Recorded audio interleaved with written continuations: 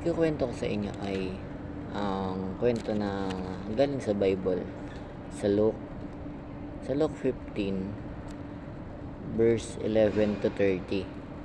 Ang title nito ay The Parable of the Prodigal Son.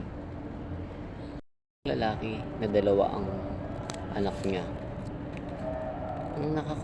Ang isang lalaki na bata ay hiniling sa kanyang tatay o ama na kukunin niya lahat ng ari-arian na nakalaan sa kanya o ipinagmana sa kanya. At nung binigay ng kanyang ama ang lahat ng kanyang ari-arian na nakalaan sa kanya, at di kinalaunan umalis yung nakabatang kapatid. Nagpakalayo-layo siya, pumunta siya sa isang lugar,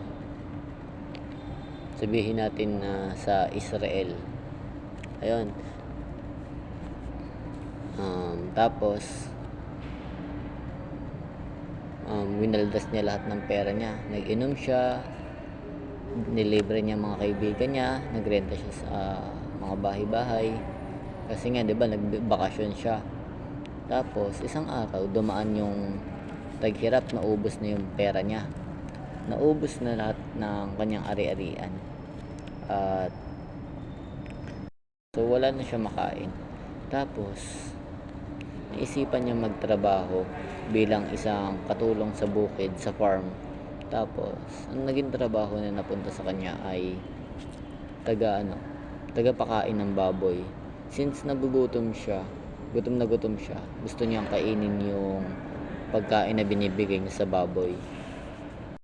And then na-realize niya na mali yung ginawa niya, and napag-isip-isip niya na gusto niyang humingi ng tawad sa kanyang ama sa mga kasalanan na ginawa niya. Napag-desisyonan niya na umuwi. Nung umuwi siya,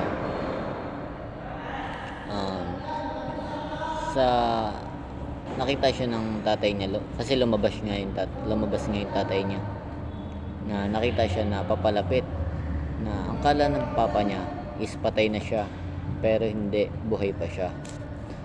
Habang nasa malayo, iniisip ng younger son o pinakabatang kapatid na baka hindi siya tanggapin ng tatay niya, pero tinanggap pa rin siya ng tatay niya. And then niyakap pa nga siya, and then tapos hinalikan. Tapos sabi ng tatay niya,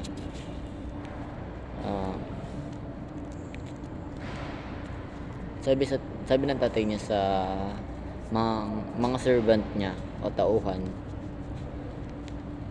na bigyan siya ng pinakamagandang kasuotan at linisan ang kanyang katawan. Tapos magkatay ng baka. Tama ba, baka? Basta yun, baka. Pinakamalaking baka na pinakamataba, ayun. Tapos sila ay magse-celebrate. Pagkatapos nun, dumating yung pinakamatanda niyang kapatid, yung older son, na nakita niya sa bahay nila ay may parang DJ na nagkakantahan, nagsisigawan, nagkakasayahan. And then tinanong niya yung isang servant ng papa niya o isang katulong ng papa niya kung ano yung nangyari, kung ano meron doon, ba't sila nag-celebrate.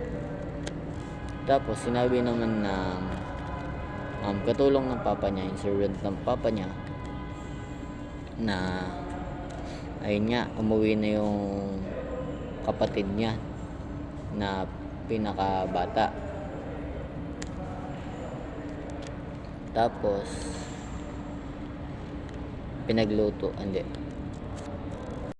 tapos nagpakatay ng pinakamalaking baka yung papa niya. Tapos lumabas bigla yung papa niya, na nakita niya yung anak niya na dumating, yung pinakamatandang anak. Tapos nagalit yung anak niya, yung anak niyang pinakamatanda, sa tatay niya, kasi sabi dito sa Bible verse na to.